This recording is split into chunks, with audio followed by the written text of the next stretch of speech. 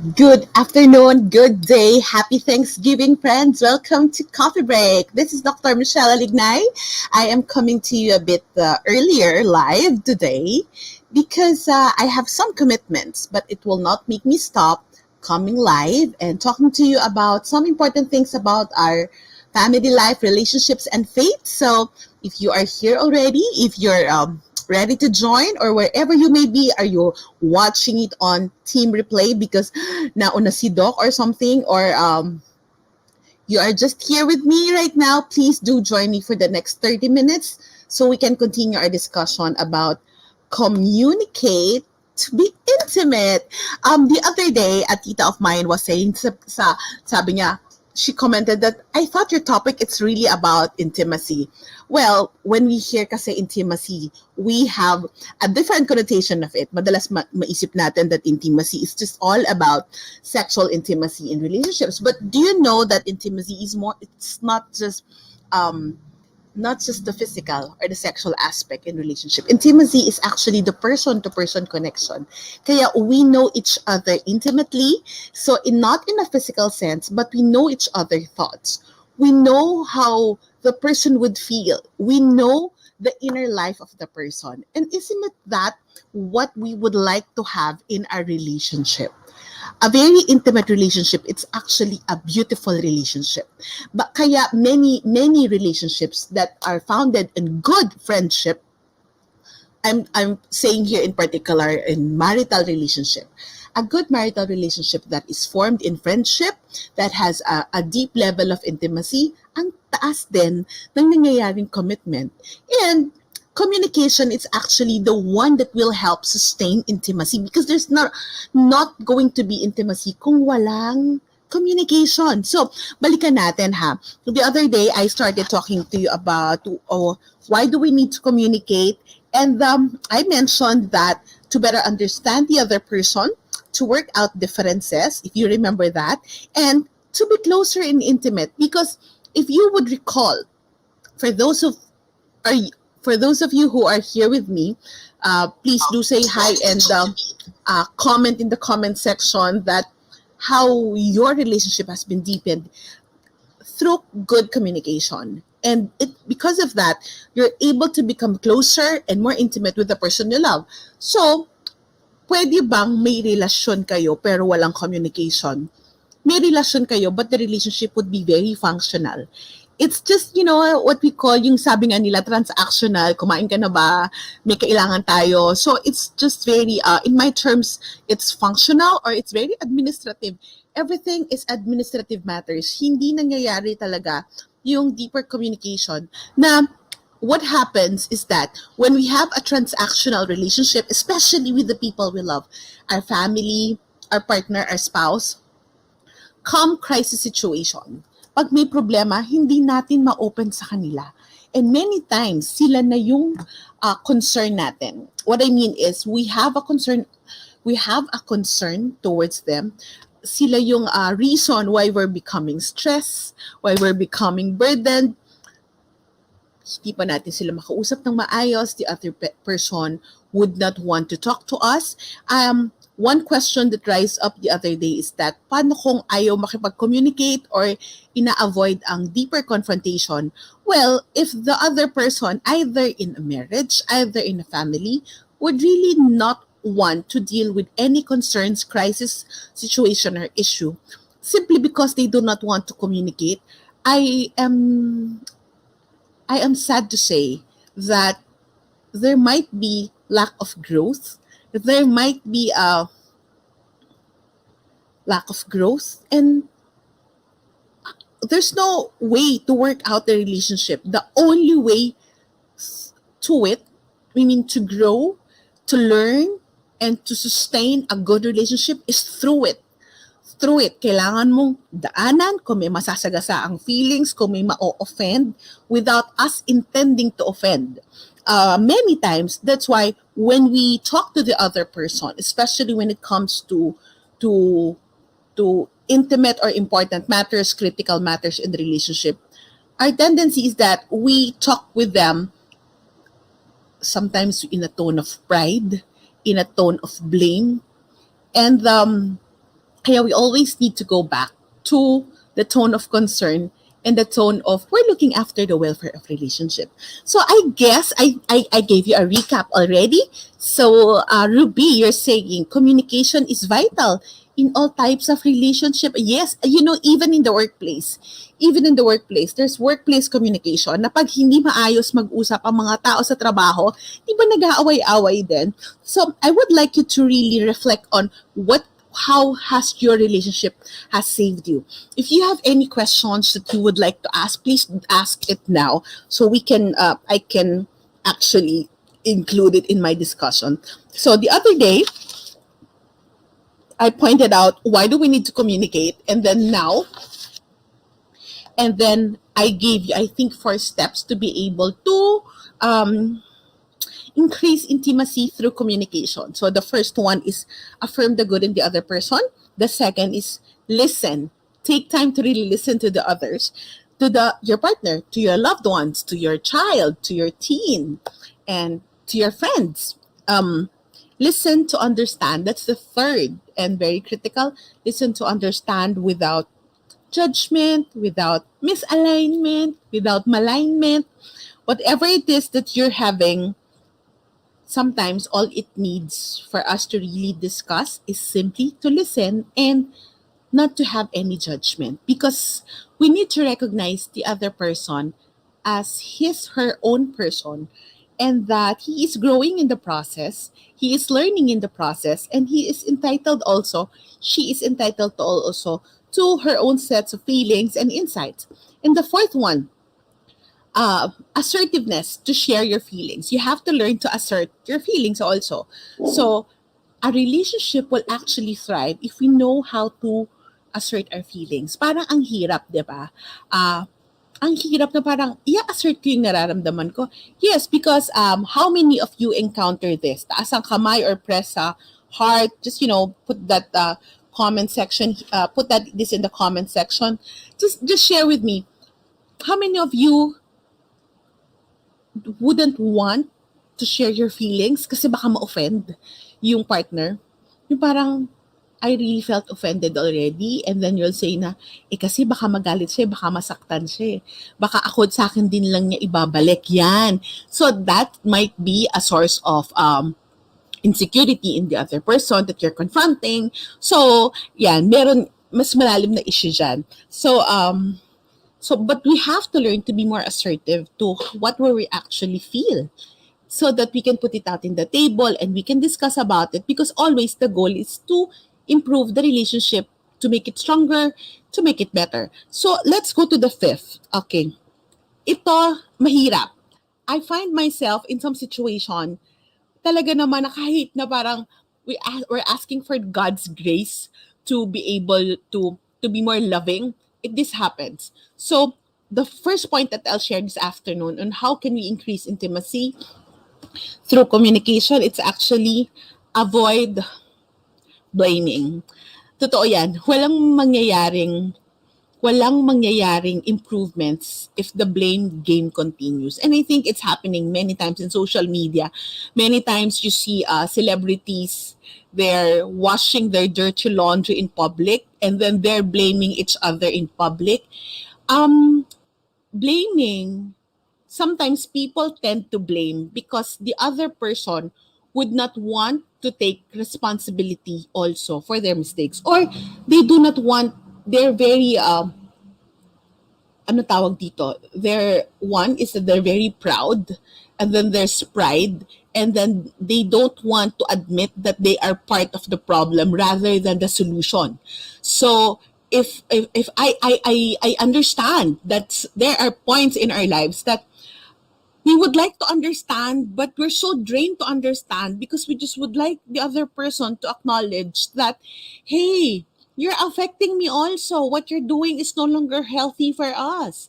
This, so we have to always check that. Are we blaming and pinning down the other person para bang pinapako natin sila sa krus? Or we are just at that point that we would like to uh, we would like to point out a particular area that they are weak, and we would like the other person to understand that, hey, this thing that you're doing, these circumstances that we have because of your action or misaction, mga hindi ginawa at ginawa, that's actually what's affecting our relationship.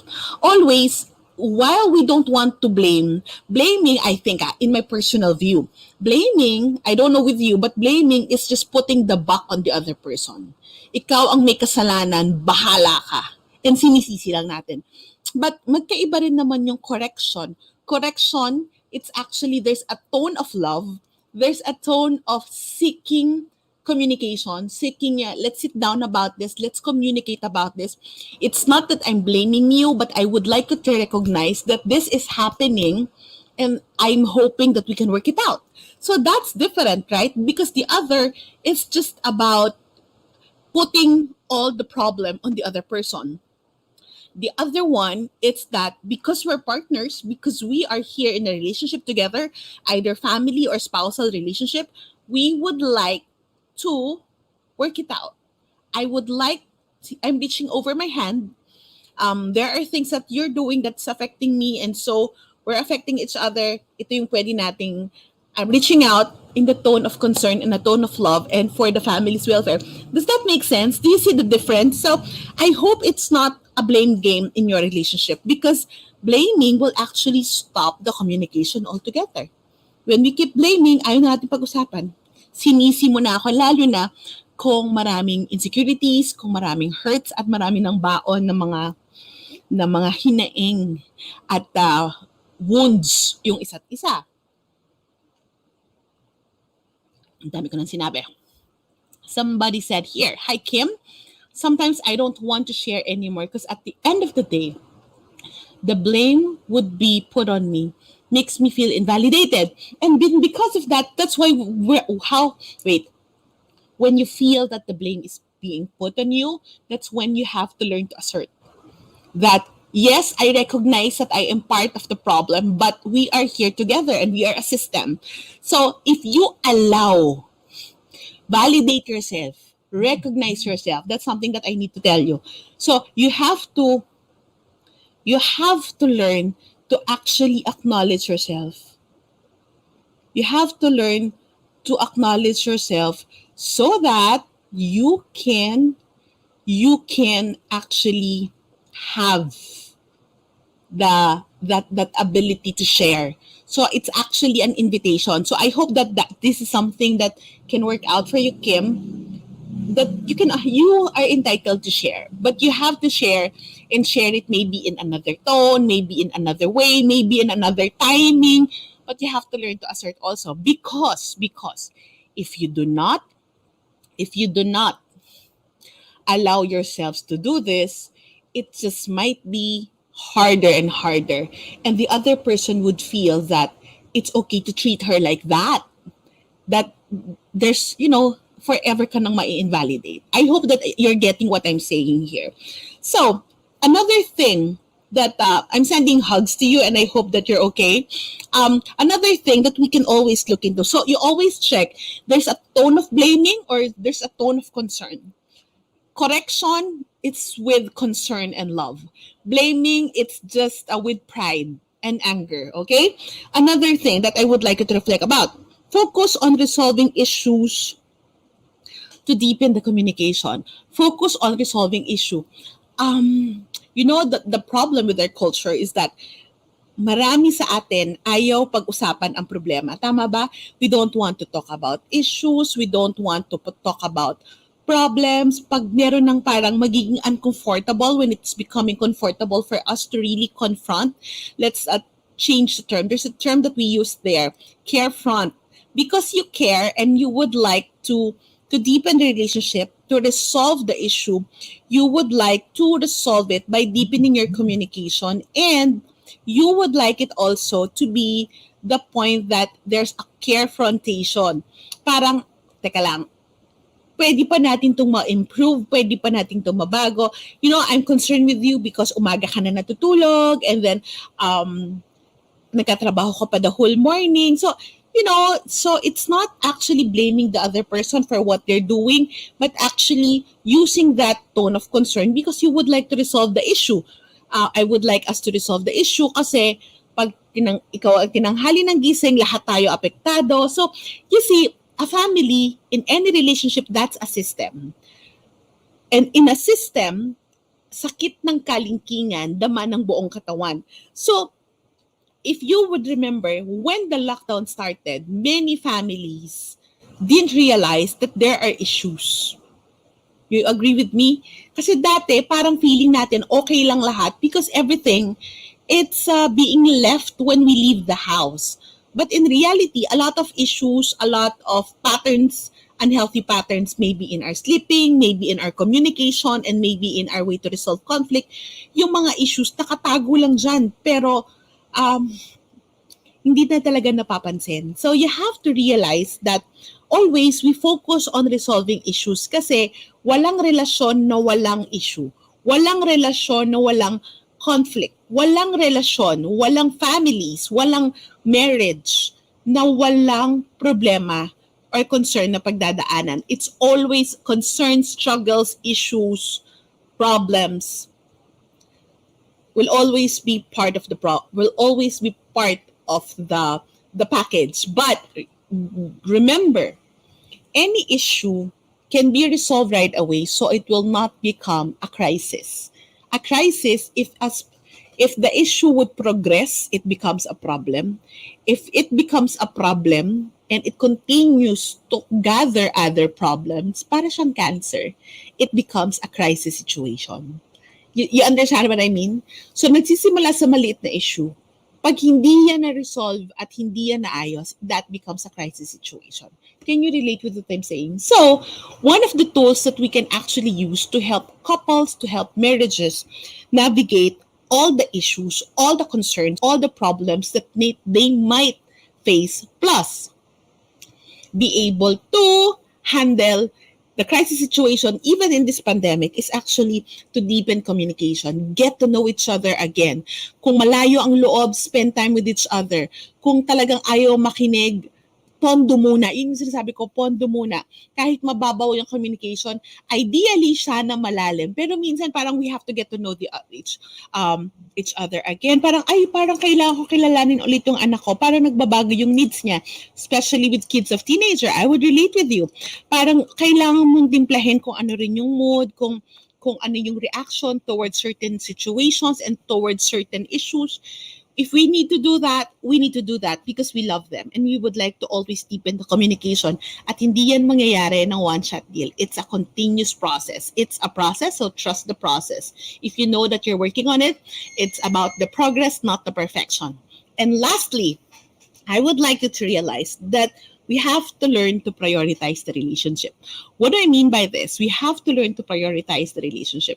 Remember, sa mga married couples dito, hi Noreen, yes, confrontation.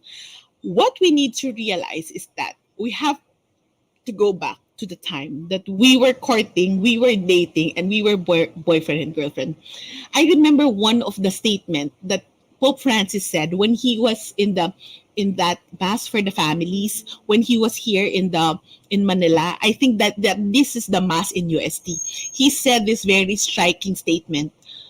Mothers and fathers, remember the time when you were just boyfriend and girlfriend. Bakit? Kasi nung mag-boyfriend and girlfriend, you prioritize, you tuck in your schedule, getting to know each other, deepening the communication, being more intimate, being more loving. So you have to realize that you have to continue that. You have to continue the courtship.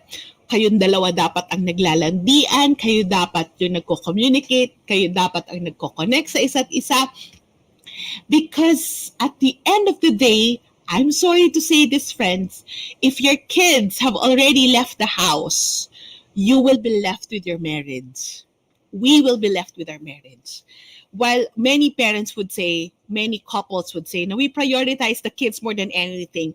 I believe that the priority should always be with aside from our relationship with God, and then next our relationship with ourselves, it's the priority that we give to our partners, to the relationship, if we have a healthy relationship.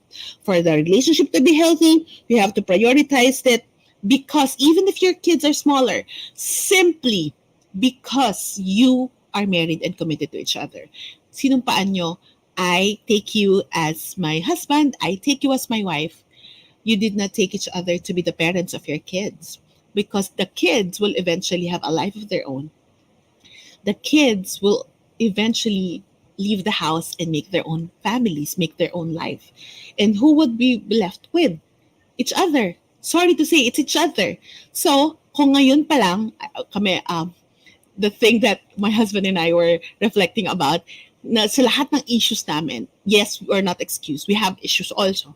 Kailangan unti-unti namin inaayos.